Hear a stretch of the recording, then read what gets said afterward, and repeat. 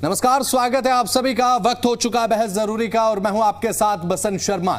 इस समय हरियाणा कांग्रेस की अगर हम बात करें तो स्थिति ऐसी है कि पुराने जो नेता हैं वो मानते नहीं हैं, नए नेताओं की नाराजगी एक बार फिर से सामने आ जाती है। अब ऐसे में इसी तरीके की स्थिति इस समय हरियाणा कांग्रेस में देखने को मिल रही है, क्योंकि नई नई नाराजगियां समय दर समय लगातार सामने आ रही हैं। कांग्रेस के लिए इस समय हरियाणा में सबसे बड़ी परेशानी बन चुकी है।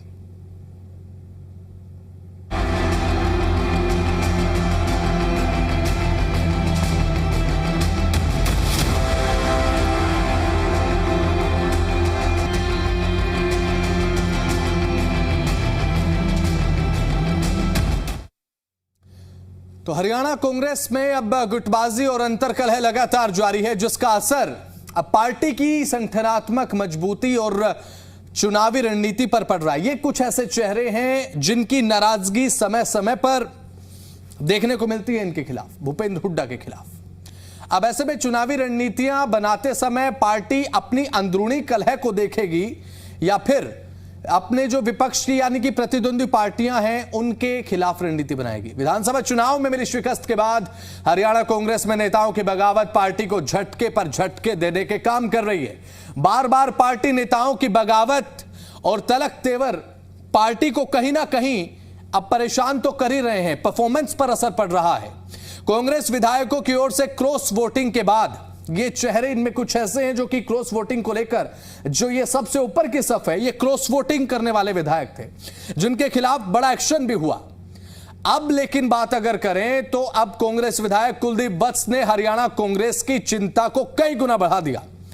इस पर मैं अहम सवालों के साथ चर्चा की शुरुआत करूं उससे पहले आपको एक रिपोर्ट में दिखाने जा रहा हूं। पूरा घटनाक्रम समझाते हैं, उसके बाद चर्चा अहम सवालों के साथ। पहले रिपोर्ट देखिए।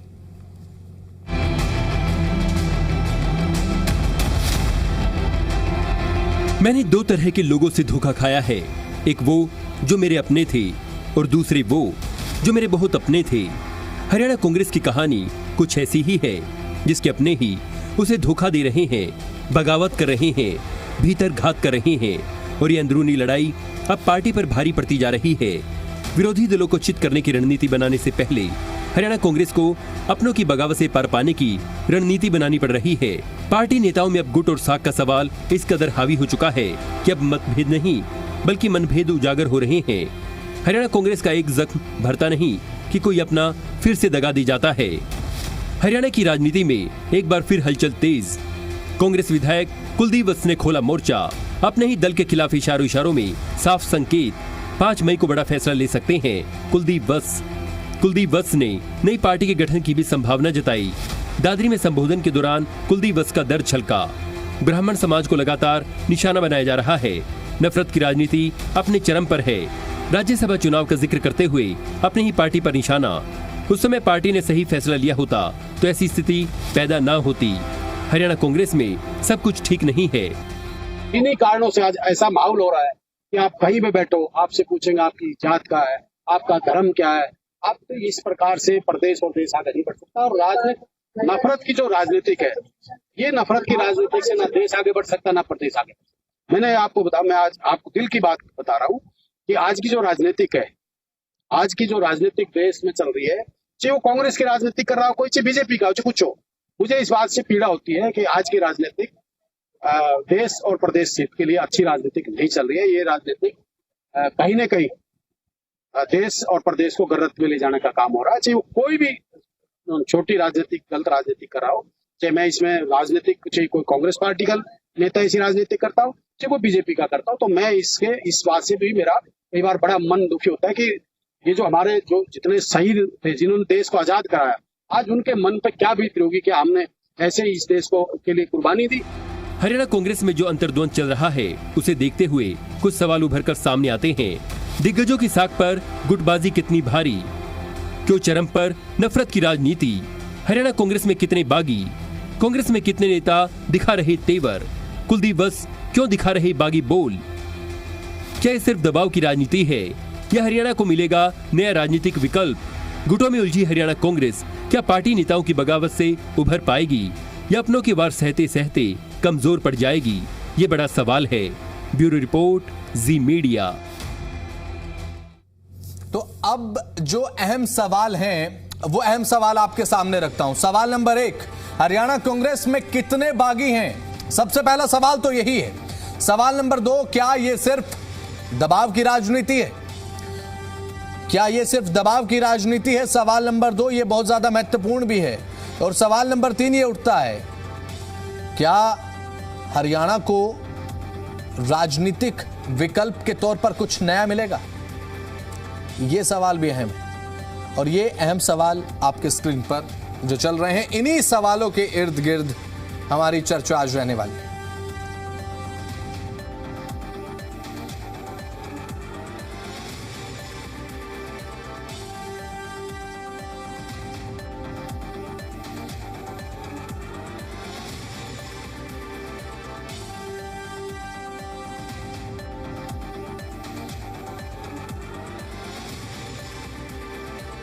अंतर्कलह उजागर होती हुई नजर आ रही है। तो अब कांग्रेस के खेमे में कुछ ऐसा है जो कि कांग्रेस के लिए ठीक नहीं है, और वो ये कि अंतर्कलह जिस तरीके से समय समय पर सामने आ रही है, कब कांग्रेस पार पाएगी इससे? एक राजनीतिक सवाल कांग्रेस को लेकर तो यही उठ जाता है।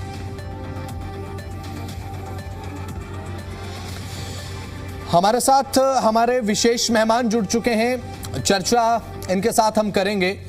पैनल में नजर आ रहे हैं, परिचय सबसे पहले करा देता हूं। राजकुमार कटारिया, प्रवक्ता भारतीय जनता पार्टी के, हमारे साथ जुड़ चुके हैं। और हरपाल कलमपुरा, प्रवक्ता कांग्रेस, हमारे साथ जुड़ चुके हैं। और साथ ही केसी मलकानिया साहब, वरिष्ठ पत्रकार, हमारे साथ पैनल में आ चुके हैं। सबसे पहला सवाल मेरा कांग्रेस प्रवक्ता से रहने वाला है। अब हरपाल जी, मुझे ये बताइए कि अभी जिस तरीके से मौजूदा राजनीतिक घटनाक्रम हरियाणा में कांग्रेस में देखने को मिल रहे हैं, अभी आपने देखा होगा कुछ समय पहले ये क्रॉस वोटिंग का पूरा मसला हुआ, उसमें मैं नहीं जाना चाहता हूं, लेकिन अब कुलदीप वत्स जो कह रहे हैं कि भाई बागी बोल हल्के से थोड़ा सा नजर आ रहे हैं बिगड़ते हुए, लगता है आपको? बसंत जी, सबसे पहले आपको, आपके चैनल के दर्शकों को और मेरे मित्र प्रवक्ताओं को मेरा नमस्कार, प्रणाम। देखिए, कांग्रेस पार्टी एक प्रजातांत्रिक पार्टी है। यहाँ हर इन कांग्रेस जन को अपनी बात रखने का और अपनी बात कहने का पूरा अधिकार है। ये भारतीय जनता पार्टी की तरफ से बाउंडेड नहीं है, जिस तरह से भारतीय जनता पार्टी में होता है कि कोई भी आदमी जनता के बीच में अपनी बात नहीं कह सकता। हमारे यहाँ बिल्कुल खुला प्रजातंत्र है। जो आदमी के मन में बात होती है वो प्रजातांत्रिक तरीके से अपनी बात अनुशासन में रह के कह सकता है, अपनी बात कर सकता है। और रही बात बागियों की, जो बागी पीछे हुए थे, जो 5 बागी विधायक हुए, उनको हमने पार्टी से निष्कासित कर दिया। वो पार्टी से बाहर का रास्ता उनको दिखा दिया और वो अब उनको किसी तरह का कोई अधिकार नहीं है बात करने का, और ना ही वो बोल सकते। और अगर उनमें दम है तो वो अपना रिजाइन करके जनता के बीच में जा सकते हैं और अपना चुनाव लड़के अपना दमखम दिखा सकते हैं। हाँ। और जनता के बीच में आ सकते हैं वो। और रही बात कुलदीप वत्स की, कुलदीप वत्स जो है वो अपनी बात कहते हैं, अपनी बात कह रहे हैं। उन्होंने अभी कुछ ऐसा नहीं बोला कि वो पार्टी के बागी हैं। वो एक अपने संयम में रह के अपनी बात रख रहे हैं। और मैं कह रहा हूं, कांग्रेस के अंदर हर इंसान को अपनी बात कहने का अधिकार है। हर आदमी हर तरीके से पार्टी को मजबूत कर रहा है, और कोई अपने तरीके से किसी क्षेत्र में पार्टी को मजबूत कर रहा है, कोई किसी क्षेत्र में मजबूत कर रहा है, कोई किसी वर्ग में मजबूत कर रहा है, कोई किसी वर्ग में मजबूत कर रहा है। और आप ये एक बात देख लीजिए, अंतर्कलह तो कांग्रेस की बजाय भारतीय जनता पार्टी में बहुत ज्यादा है। अभी आप राज्यसभा की एक मेंबर ने, मतलब कुलदीप बिश्नोई जो भारतीय जनता पार्टी के नेता हैं और पूर्व विधायक भव्य बिश्नोई जी थे, उनके दादाजी के बारे में और कुलदीप जी के बारे में जो शब्द यूज किए हैं, उनको बदमाश तक का बोला गया है। और उस पे एक विधायक भारतीय जनता पार्टी के रणधीर पनियार जी ने पूरी तरह से आपत्ति दर्ज करवाई है। और वो बंसीलाल जी, जिनकी पोती आज भारतीय जनता पार्टी के अंदर मिनिस्टर है, उनके बारे में भी बोलती इशारों में बहुत कुछ बोल गई। तो ये क्या भारतीय जनता पार्टी में अंतर्कलह नहीं है? दूसरा नहीं, अभी राव फिलहाल इंद्रजीत, कुलदीप वत्स जो कह रहे हैं कि भाई जातीय समीकरणों को इस मैं तरीके आऊंगा समीकरणों को इस तरीके से साधा जा रहा मैं है उस कि बात भाई के ऊपर भी ब्राह्मण आऊंगा। पहले बात ब्राह्मण के- वर्ग का तो ख्याल ही नहीं रख रहे, पहले सीधे वो कह रहे मैं हैं। बता रहा हूं, मैं भारतीय जनता पार्टी के अंतर्कला भी बता दूं, हाँ। खाली कांग्रेस की अंतर्कला की बात मत करें।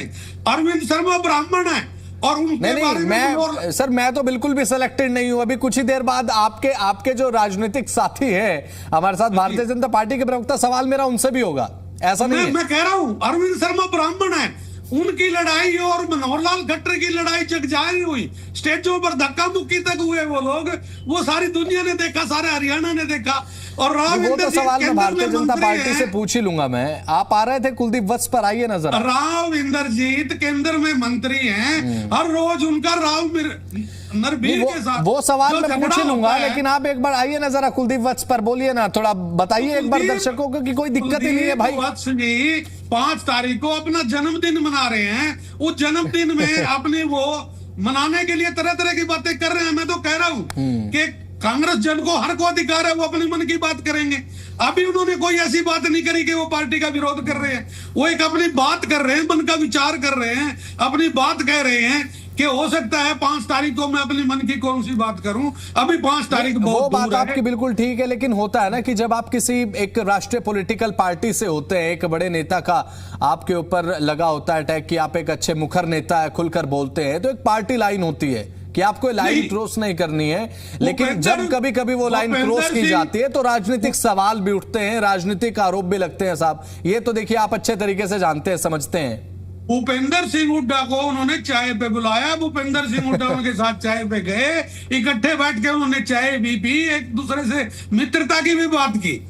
ये जब कोई भी किसी तरह की बात होती है, जो भी चुनाव होता है, उस चुनाव के बाद देखो हर पार्टी के अंदर नई नई बातें आती हैं, चलती हैं, लेकिन अभी तक कुलदीप जो वत्स जी हैं उनकी तरफ से पार्टी विरोधी कोई बयान नहीं आया, और ना ही कोई पार्टी विरोधी उनको आप बाकी अभी तक कह सकते हो। चलिए ठीक है, आपके पास मैं लौटूंगा। भारतीय जनता पार्टी के प्रवक्ता भी हमारे साथ राजकुमार कटारिया जी हैं। कटारिया जी, अब आपके जो प्रवक्ता साथी हैं कांग्रेस से जो हमारे साथ जुड़े हुए हरपाल जी, वो कह रहे हैं कि भाई हमारे ऊपर आप अंतरकलह के आरोप लगा रहे हैं। भारतीय जनता पार्टी के अंदर भी तो अंतरकलह मंच पर जग जाहिर होती है, चाहे वो बात सेंट्रल मिनिस्टर से लेकर स्टेट मिनिस्टर तक की आप बात कर लें। कभी कभी ऐसा होता है कि टकराव आपको साफ दिखाई पड़ता है और आप कांग्रेस पर लगा रहे हैं आरोप। अनिल विज जी तो रूठ के घर बैठ जाते हैं इनके। ठीक है, आ रहा हूं हरपाल जी, आपके पास मैं आऊंगा एक बार जवाब ले लेते हैं। हाँ जसवंत जी नमस्कार, और आपके दर्शकों को भी मेरा सादर नमन, और साथी प्रवक्ताओं को भी स्वागत है। मैंने बड़ी गंभीरता से हरपाल जी के बात को सुना, और मैं प्रत्येक बात का पूरी जिम्मेदारी के साथ जवाब देना चाहूंगा।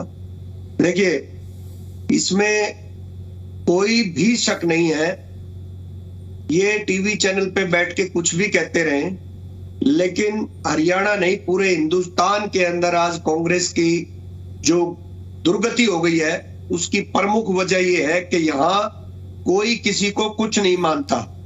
प्रदेश के लीडर राष्ट्रीय नेताओं को कुछ नहीं मान रहे, राष्ट्रीय नेता कोई आदेश नीचे करते हैं, प्रदेश के लीडर उनको कुछ नहीं मान रहे, प्रदेश के लीडर अपने विधायकों को कुछ कहते हैं, वो उनको कुछ नहीं मान रहे।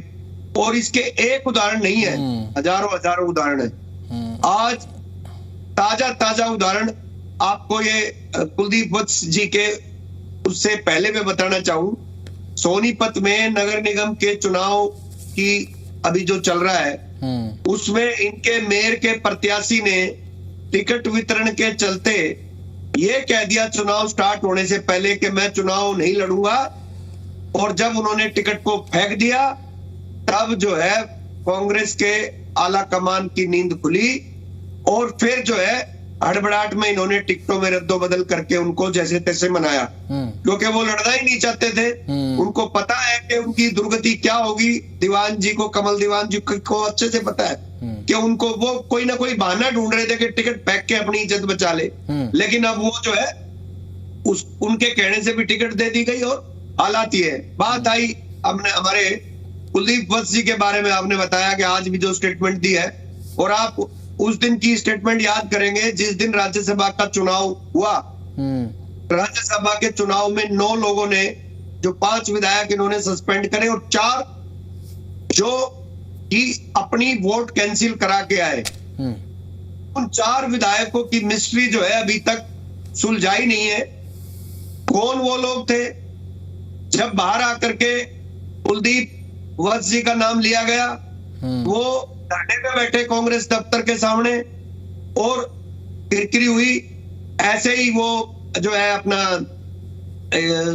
सरसा से जो विधायक हैं वो धरने पे बैठे और विभिन्न बातें की गई और फिर हड़बड़ाहट में जाकर के जो इनके बड़े नेता हैं, विपक्ष के नेता चौधरी भूपेंद्र सिंह हुड्डा, उनके शादी के बहाने उनके घर पे गए और बंद कमरे में क्या बातें हुई वो तो भगवान जाने, वो क्या लिपा पोती कर रहे हैं। लेकिन हकीकत ये है कि जिन्होंने क्रॉस वोट किया है उनको तो छुपाया जा रहा है गुटबाजी के चलते और दूसरों को बलि का बकरा बनाया जा रहा है। ठीक है। अब ये तो कांग्रेस के जो विपक्ष के नेता हैं वो पोलिंग एजेंट है, वो सबसे बड़े जो है वहां पे नेता थे और पोलिंग एजेंट बने थे, उनको दिखा करके वोट डाली गई और इनको जो है सस्पेंड करने में 15 दिन लगा दिए इन्होंने, बात बताने में 15 दिन लगा लिए कि ये 5 लोग कौन थे। तो ये सारी जो बातें हैं, पिछले दिनों बहन शैलजा जी का बयान आया कि मेरे से किसी ने पूछा नहीं, मैं तो बाहर थी और मेरे को किसी ने बताया नहीं, ना मेरी किस सेवाओं, मेरे को बुलाया गया, हिमाचल में क्या घूमने गए थे प्रभारी इनके। तो ये सारी चीजें जनता सब देखती है किस तरीके से इन्होंने अपने लोगों को बचा करके किनको बलि का बकरा बनाया है। चलिए ठीक है, वो एक कांग्रेस का आंतरिक मामला है और कांग्रेस उस पर देखिए राजनीतिक तौर पर घिरते भी है। नहीं, कांग्रेस उस पर घिरती भी है। देखिए आप राजनीतिक आरोप लगाते भी हैं आप और राजकुमार जी, और मुझे लगता है कि सारी चीजें पब्लिक के डोमेन में होती है। पब्लिक के डोमेन में तो हर पार्टी के नेताओं की बयानबाजी होती है सर राजकुमार जी, चाहे वो बीजेपी क्यों ना हो। पब्लिक के डोमेन में तो भारतीय जनता पार्टियों के बीच में कोई अगर कंफ्लिक्ट होगा ना तो वो भी डोमेन में जाएगा ही जाएगा। समझ रहे हैं आप? बीजेपी के अंदर कोई भी बात कोई लीडर कहता है उसका तुरंत जो है संज्ञान लिया जाता है, उसको लिंगर नहीं किया जाता।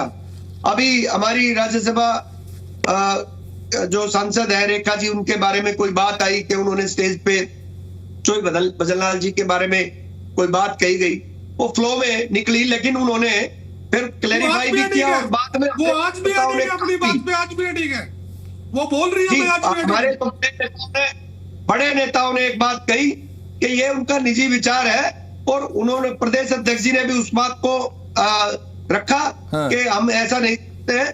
तो जो प्रदेश अध्यक्ष के मुख की जो बात होती है वो फाइनल होती है।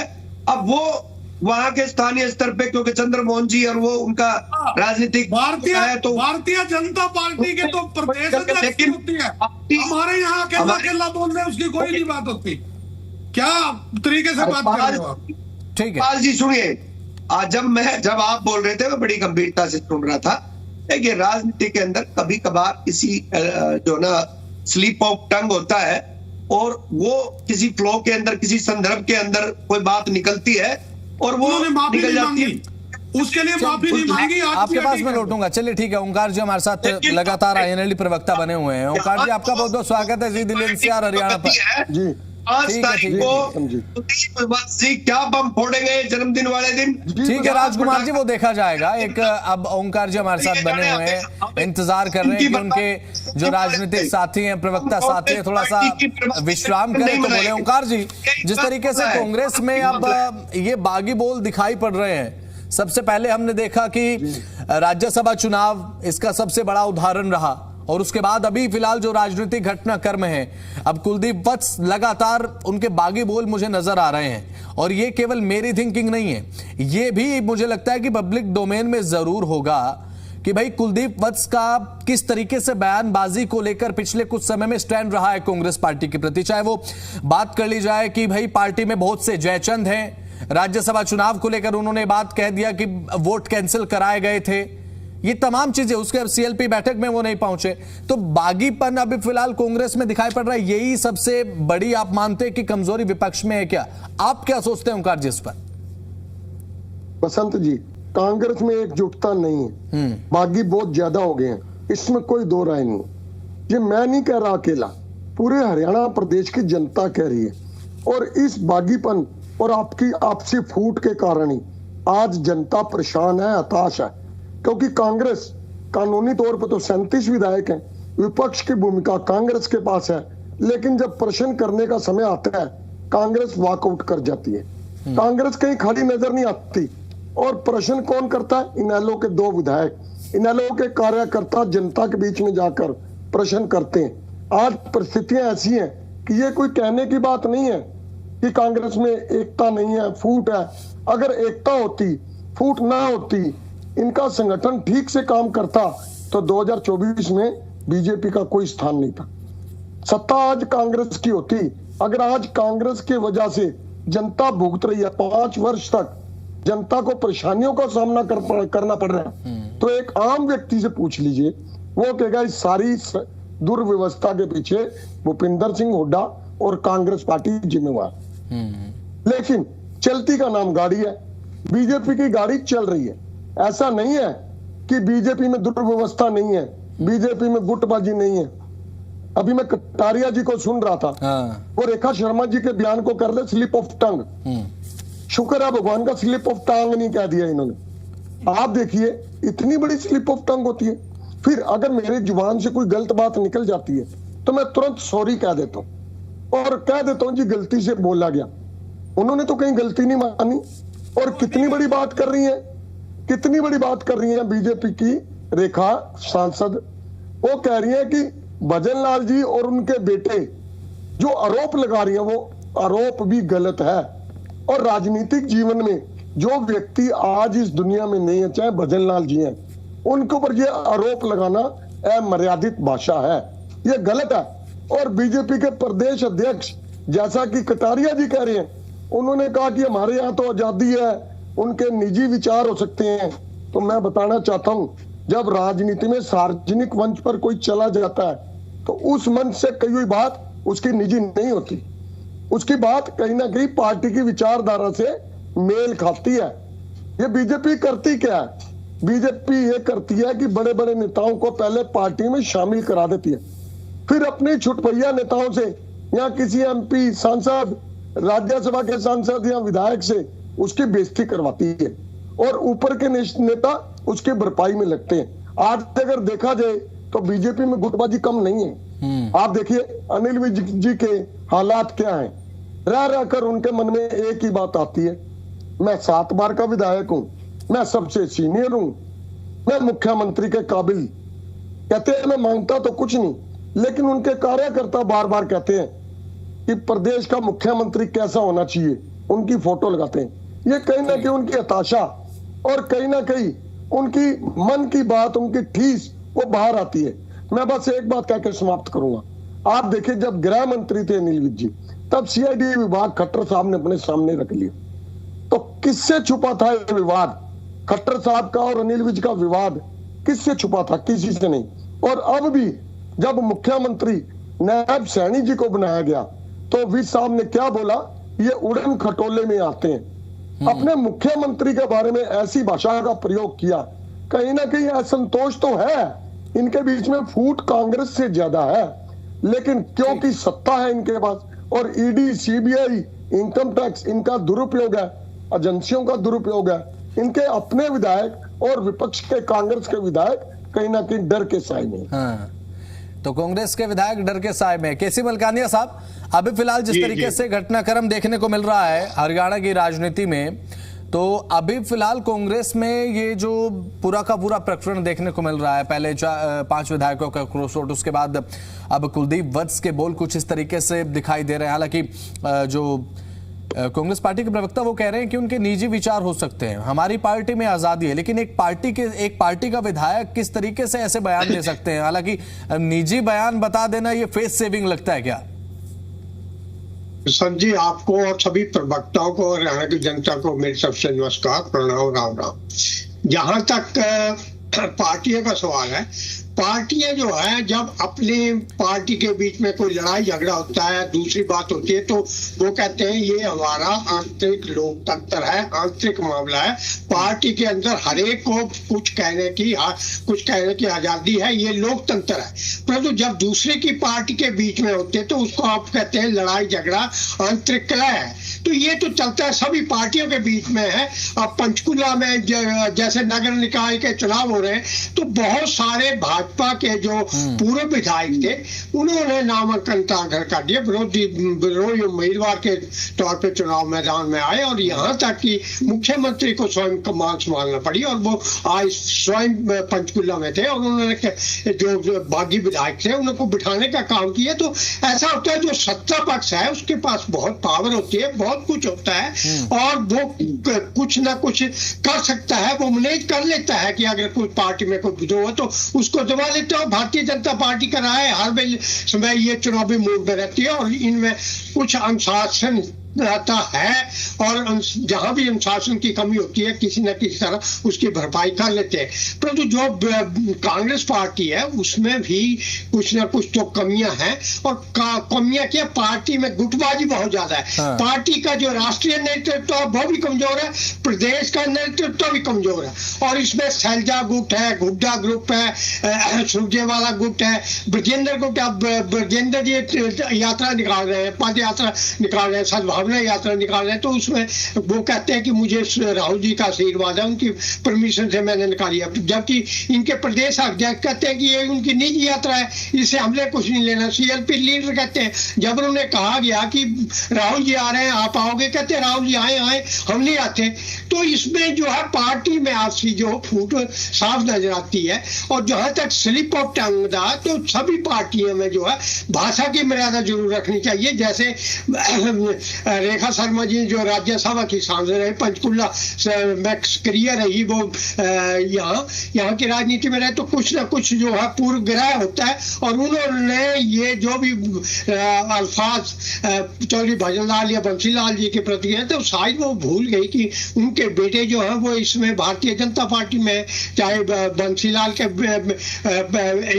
बेटे है या पोतरी है, बहू है, वो भाजपा में है, कुलदीप भजनलाल का बेटा वो भाजपा में।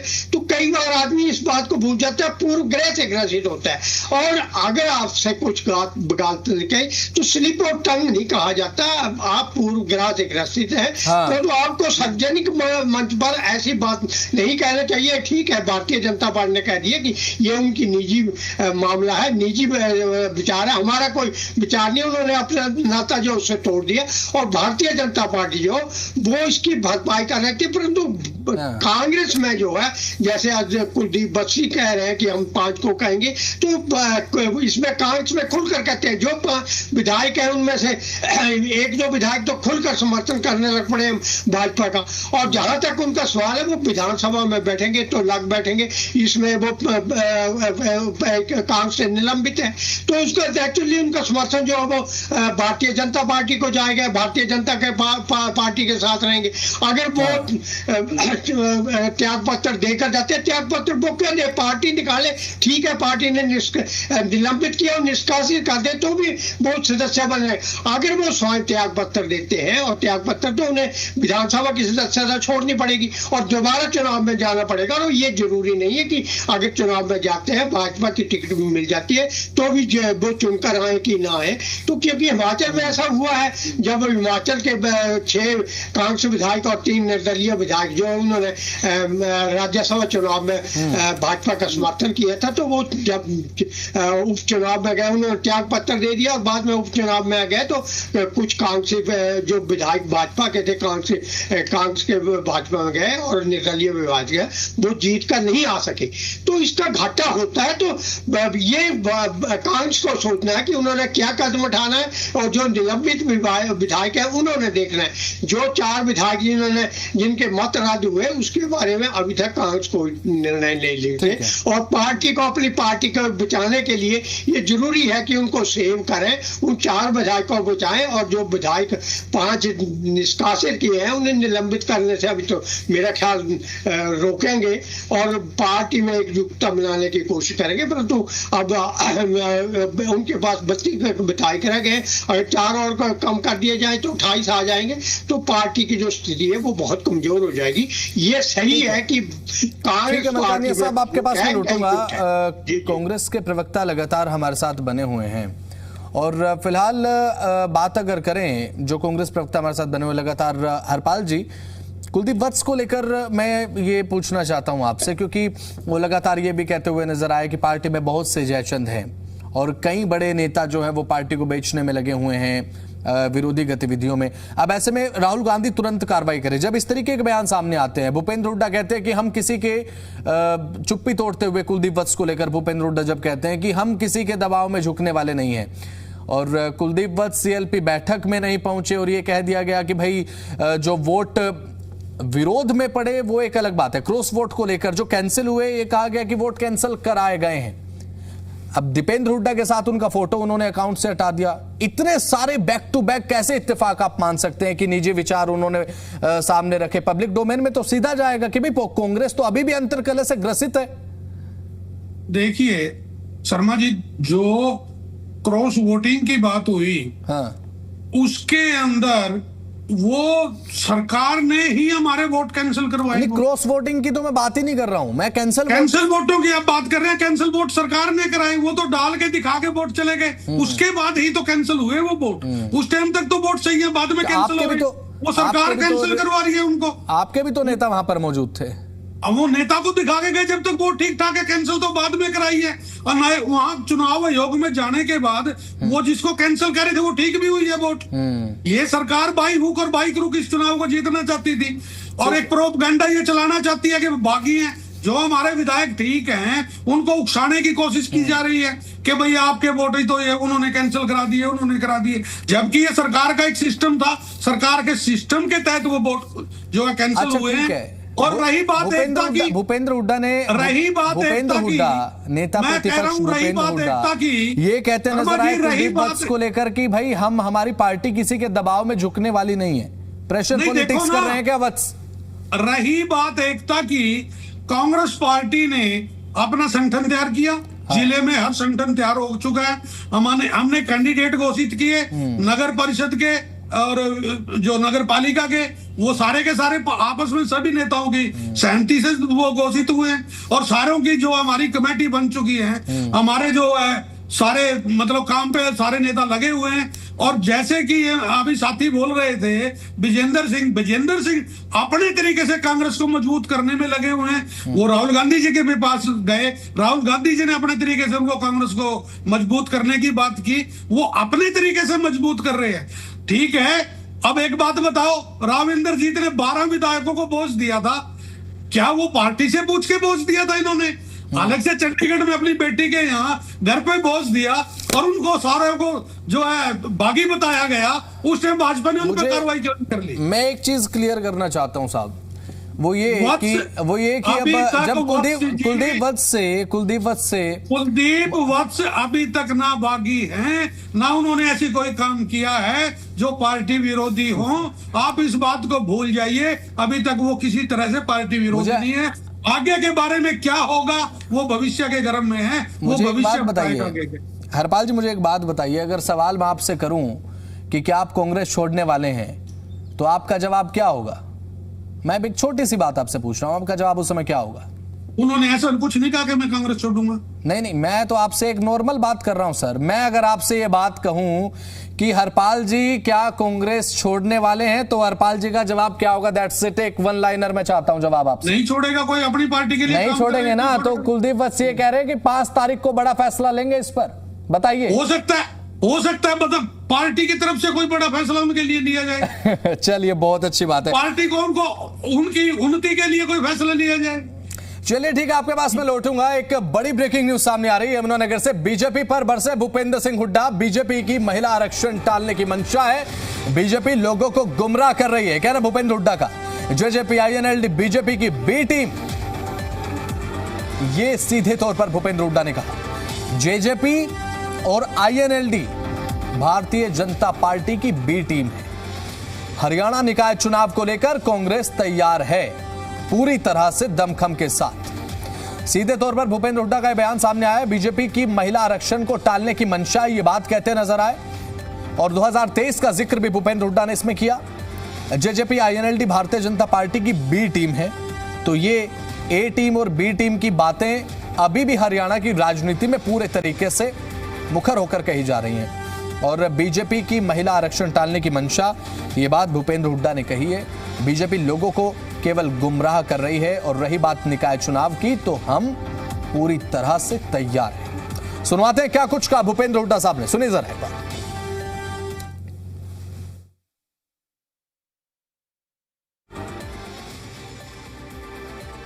नहीं, ये गुमराह कर रहे हैं। वो तो परिसीमन की बात थी और वो तो विधानसभा की अथॉरिटी नहीं है। महिला बिल तो 2023 में हो गया लोकसभा में पास, वो तो लागू करने की बात है। ये सिर्फ गुमराह कर रहे हैं, क्योंकि 2023 में जो पास किया था उस टाइम उन्होंने कह दिया 2026 की सेंसस में करेंगे। अगर इनका नियत होती तो उसी टाइम 2023 में ये कह रहा था कि हम 2011 की सेंसस में करेंगे, जो अब कहा है इन्होंने। 24 में इलेक्शन हो जाते, 24 में महिला को आरक्षण मिल जाता, लेकिन डिले करने के लिए, महिला को आरक्षण ना देने के लिए ये किया। कभी कहते हैं 2011 के सेंसस में करेंगे, कभी कहते हैं 2026 के सेंसस करेंगे। नियत नहीं है इनकी। अब ये तो बी टीम है बीजेपी की, बीजेपी हुआ इनल हुआ बी टीम है बीजेपी की। अब ये तो बी टीम है बीजेपी की, बीजेपी हुआ इनल हुआ बी टीम है बीजेपी की। तो भूपेंद्र हुड्डा को हमने आपको सुनवाया, कहते नजर आए कि JJP INLD Bharatiya Janata party की बी टीम है। तो अभी भी ये जो टीम वाइज पॉलिटिक्स चल रही है हरियाणा में, ये कथित तौर पर है अभी फिलहाल कि JJP INLD Bharatiya Janata party की बी टीम। आरोप तो यहां पर लगाया भूपेंद्र हुड्डा ने, और ये बात एक बार नहीं कई बार वो कह चुके हैं। चर्चा पर वापस लौट रहे हैं और हरपाल जी कांग्रेस प्रवक्ता बोल रहे थे। हरपाल जी जी, अब जिस तरीके से भूपेंद्र हुड्डा का बयान सामने आया कि चलिए ठीक है भारतीय जनता पार्टी गुमराह कर रही है, लेकिन वही बात कि घूम फिर कर मैं फिर वहीं पे आना चाहूंगा कि कुलदीप वत्स, क्योंकि देखिए मेरा कंसर्न ये नहीं है कि कांग्रेस पार्टी के अंदर जो इस समय अंतर कलह है वो कांग्रेस पर भारी, वो आपका अपना एक आंतरिक मसला है, उससे हमें कोई लेना देना नहीं है। और मुझे लगता है कि कांग्रेस पार्टी को अपने तरीके से हैंडल करना चाहिए। लेकिन एक पत्रकार होने के नाते मेरी ये अपेक्षा रहती है कि भाई विपक्ष मेरे हरियाणा में इस कदर मजबूत हो कि अगर पब्लिक के हित से जुड़े हुए मुद्दों को विपक्ष उठाकर रखता है पक्ष के सामने, तो अच्छी बात है। कम से कम विपक्ष अपने ही अंतरकलह में न लगा रहे, क्योंकि इसका असर जनता के हित से जुड़ी हुई खबरें जो उठ सकती हैं, जो मुद्दे उठ सकते हैं, वो नहीं उठ पाते हैं। देखिए कांग्रेस पार्टी पूरी तरह से मजबूत है। हमने किसानों की आवाज मंडियों के अंदर उठाई और विद्यार्थियों की आवाज यूनिवर्सिटी तक जाके उठाते हैं हम। हाँ। जहां पे जिस भी शहर के अंदर कोई भी क्राइम की बात होती है, हम भारतीय जनता पार्टी को चारों तरफ से घेरते हैं। हम क्राइम के ऊपर भी हमेशा से सड़कों पर उतरते हैं, महंगाई के ऊपर भी उतरते हैं, भ्रष्टाचार के भी ऊपर उठते हैं। हमने खूब आपके चैनलों के ऊपर से जो बैंक के घोटाले हैं उन पे भी पूरी तरह से हर तरह से डिबेट में भाग लिया, हर तरह से सड़कों पर आए हैं, प्रदर्शन किए हैं, धरने किए हैं। अभी ये जो महिला का आरक्षण की ये बात करते हैं, उस पे कांग्रेस पार्टी ने पूरा जोरदार विरोध किया। हालांकि इनको इनकी एक जो मंशा होती है कि ये कहीं पे निगाहें, कहीं पे निशाना करते कुछ हो रहे हैं, दिखाते कुछ हो रहे हैं। अब इनको अपना जो बागी पर नजर नहीं आता, सिर्फ कांग्रेस के बारे में बात करते हैं। अभी मेरे इनेलो के एक प्रवक्ता साथी बोल रहे थे कि भाई इनेलो पार्टी जितना ज्यादा विरोध इनेलो के अंदर था, इनेलो की तो एक पार्टी की दो पार्टी बन गई। सारे हरियाणा ने, सारे भारत ने देखा उनका जो जूतियों के अंदर दाल बटी, और जिस तरह से हर रोज एक दूसरे पे पारिवारिक आरोप लगाए जाते हैं। तो हर रोज कोई हरा पटका छोड़ के पीला डाल लेता है, पीला छोड़ के हरा डाल लेता है। हर रोज कोई एक उसको पार्टी जेजेपी ज्वाइन करवाती है, अगले दिन वो इनेलो में आ जाता है। तो आपने ये अपनी पार्टी को संभाले, ये हमेशा ए और बी टीम है। कभी भी देख लेना भारतीय जनता पार्टी के पक्ष में बोलेगी इनेलो, कब हमेशा कांग्रेस के विरोध में। भारतीय जनता पार्टी भी कांग्रेस के विरोध में, इनेलो भी कांग्रेस के विरोध में, और पेड़ के नीचे उगा हुआ पेड़ जेजेपी वो भी कांग्रेस के विरोध में। ये सब एक थैली के चट्टे बट्टे हैं, मिले जुले हुए हैं। भारतीय जनता पार्टी की तरफ से जो आदेश आता है उसको ही आगे लागू करते हैं। इनका एक हिडन जो है वो सारे का सारा प्रयोजन होता है कि आपने ये बोलना है एक दूसरे को बात करके ये टिकट बांटते हैं और एक दूसरे के वोट काट, ये कांग्रेस की वोट काटने के लिए पार्टी बनाई गई। मुझे लगता है कि जब ए टीम बी टीम को लेकर जब बात होती है आईएनएलडी की तरफ से, तो अभय चौटाला बड़े मुखर होकर कहते हैं कि कांग्रेस की आप क्या बात करते हैं, कांग्रेस तो भारतीय जनता पार्टी की बी टीम है। और नेताओं के बीच में मुझे लगता है कि एक प्रेम भाव इस तरीके से हो चुका है कि ए टीम और बी टीम का फटका पहनाने लगे एक दूसरे को। चलिए ठीक है, लौटूंगा आपके पास। भारतीय जनता पार्टी के प्रवक्ता लगातार हमारे साथ बने हुए हैं, बोलिए साहब। कटारिया जी। जसवंत जी, आपने चर्चा के बीच में जब दोबारा से क्लिप दिखा करके हुड्डा साहब फिर कहा कि भाई जनता के हितों के लिए कौन लड़ रहा है, और जो है जनता के हितों की बजाय ये लोग जो है विपक्ष लड़ रहा है और एक दूसरे को ए टीम बी टीम कह रहा है। इसमें जनता के हितों की चिंता करने की कतई जरूरत नहीं, क्योंकि नायब सिंह सैनी जी हरियाणा के अंदर लगातार हर रोज 24 घंटे काम करके जनता के हितों की पूरी सुरक्षा करने। तो ये कहते हैं मेरे पास तो एक चपड़ासी का बदलने का भी अधिकार नहीं है, ये जगजाहिर बात है। आदरणीय देखिए, बीच में नहीं, आप अपना समय आए खूब बोलिए, मैं अपने माइक को ऑफ कर दूंगा, मुझे कोई दिक्कत नहीं। ठीक है, ओके। क्योंकि फ्लो टूटता है बात कहने का, आप भी कहेंगे मैं बीच में बोलूंगा, आप परेशान हो जाएंगे। चलिए ठीक है। तो जनता के हितों के लिए हमारे माननीय मुख्यमंत्री जी दिन रात एक करके उनके हितों के लिए खूब आराम से काम कर रहे हैं, कोई दिक्कत नहीं है। लेकिन विपक्ष के नेता क्या कर रहे हैं? विपक्ष के नेता चौधरी भूपेंद्र सिंह हुड्डा पिछले कई सालों से सिर्फ एक काम कर रहे हैं, जब से इनकी सत्ता 2014 के बाद से गई है, कि अपने बेटे का हरियाणा के अंदर भविष्य किस तरीके से सुरक्षित रखा जाए। और इस लड़ाई के अंदर कांग्रेस के अंदर उन्होंने इतने नेताओं की बलि दे दी है और उनको कोई उन पे किसी पे दया नहीं है। उनको सिर्फ और सिर्फ अपना पुत्र मोह दिखता है और उसमें जो है वो लगे रहते हैं दिन रात। वो जो है एक ही काम पे है, उसको आप किसी भी नजरिए से देखें। रही बात दूसरा विपक्षी दल आईएनएलडी, जिनके 2 विधायक हैं, वो भी किसी, क्योंकि अभय चौटाला जी का तो टाइम जा लिया, अब उनका बेटा जो है विधानसभा के अंदर है और वो भी किसी भी तरीके से अपने बेटे के माध्यम से इस राजनीति की जो है परिवारवाद को बढ़ाने के लिए एक किए हुए। उधर अभय चौटाला के भाई अभय चौटाला, वो जो है दुष्यंत जी जब से सत्ता से बाहर आए हैं तब से वो भी बिलबिलाते फिर रहे हैं, वो खिड़कियों में लटक रहे हैं गाड़ियों की। तो कोई भी विपक्ष का नेता जनता के हितों के लिए रोड पे नहीं निकल रहा है। वो सिर्फ और सिर्फ अगर रोड पे निकल रहा है तो वो अपने हितों को ढूंढते हुए निकल रहे हैं। और प्रवक्ता तो पारिवारिक बातें भारतीय जनता पार्टी को लेकर भी हरियाणा में राजनीतिक गलियारों में कटारिया साहब है। अब तो राजनीति में, हरियाणा की राजनीति में कटारिया साहब, ये पारिवारिक बातें जो है ना, अभी तक कोई सा जिला ऐसा नहीं है जहां पे इन्होंने अपने परिवार के लोगों को आगे नहीं बढ़ाया। ठीक है, इसी बात का मैं जवाब ले लेता हूं। कटारिया साहब, ये बात तो अब कांग्रेस की तरफ से कही जा रही है कि भाई पारिवारिक चीजें राजनीति में इंडल्ड कर रही है भारतीय जनता पार्टी भी। परिवारवादी का आरोप अभी तक आप कांग्रेस पर मढ़ते थे, अब कांग्रेस कह रही है कि अपने परिवार को आगे बढ़ाने का काम कर रहे हैं भारतीय जनता पार्टी के कई नेता हरियाणा में राजनीति में। देखिए, हरियाणा के अंदर आप कोई एक उदाहरण दे दो, क्या नायब सिंह सैनी जो है किसी परिवार से आए हैं, किसी राजनीतिक फैमिली से आए हैं? ठीक है, किसान के बेटे हैं, अपना संघर्ष करके आए। क्या खट्टर साहब जो है किसी राजनीतिक परिवार से थे, अपना संघर्ष करके आए हैं? तो ये कहना, हाँ, अगर कोई दूसरी पीढ़ी में अगर कोई कोशिश कर रहा है तो उसको सीधा ताज नहीं पहनाया जाता, उसको बूथ के ऊपर काम कराया जाता है कि आप पार्टी को समझिए, विचारधारा को समझिए और संघर्ष करके अपने तरीके से ऊपर आइए। ये नहीं कि कोई ताज लेके कार्यकर्ता खड़ा है उसके सर के ऊपर रख दे। यहाँ परिवारवाद का कोई स्पेस नहीं है इस पार्टी के अंदर। यहाँ काम के आधार पे और उसकी सक्षमता के आधार पे यहाँ पे स्पेस मिलता है। मैं पूरी दावे के साथ कहता हूँ कि इकलौती देश के अंदर ऐसी पार्टी है तो आज ये कह सकती है कि हमने बिना परिवारवाद के और मेरिट के ऊपर जो है लोगों को आगे बढ़ाया। चलिए ठीक है, ओंकार जी हमारे साथ लगातार एनएलडी प्रवक्ता बने हुए हैं। ओंकार जी, जब अब अंतर्कलह की बात आई तो सीधे तौर पर यह आरोप अब लगता नजर आ रहा है कि भाई इनेलो की तो एक से हटकर दो फाड़ हो गई पार्टी जेजेपी, और भूपेंद्र हुड्डा कह रहे हैं ए टीम और बी टीम के तौर पर आप काम कर रहे हैं, चाहे बात आईएनएलडी की आप कर लें, जेजेपी की कर लें।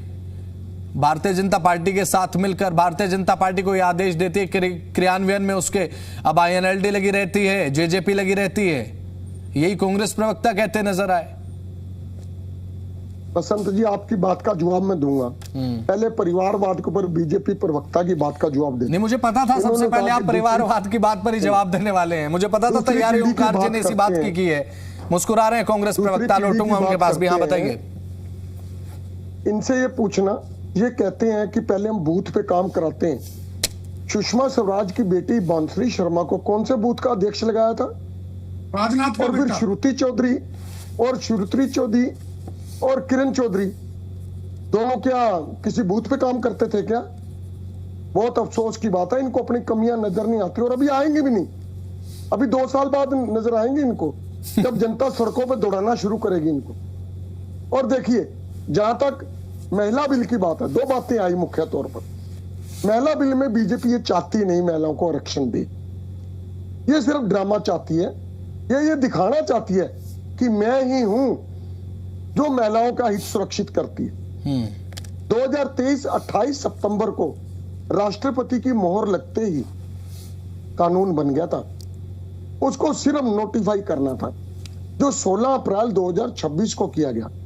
और अब जो बिल गिरा है वो महिला बिल नहीं गिरा है, वो महिला बिल में संशोधन गिरा है। ये जनता को गुमराह करना बंद करे, क्योंकि महिला बिल तो कानून बन चुका है।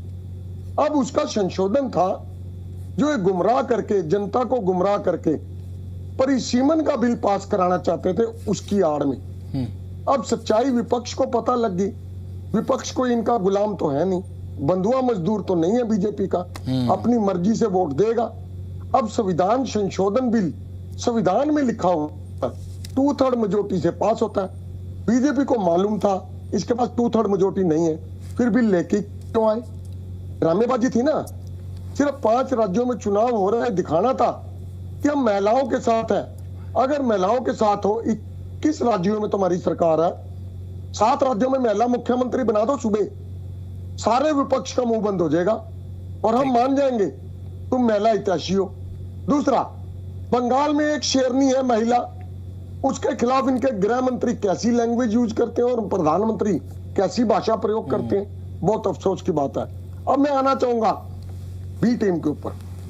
देखिए, हमारे बीच में सिर्फ एक गद्दार था, एक आया सीएम। उस गद्दार की वजह से हमारी पार्टी की 1 सीट रहेगी, आज 2 है। और कांग्रेस में कितने गद्दार हैं मैं तो चलिए ठीक है, माफी चाहूंगा, बीच में रोक रहा हूं, आपके पास मैं लौटूंगा। सीधा लिए चलते हैं दिल्ली विधानसभा। मुख्यमंत्री रेखा गुप्ता क्या कह रहे हैं, सुनवाते हैं। परिप्रेक्ष्य में बड़े होते हैं। एक महिला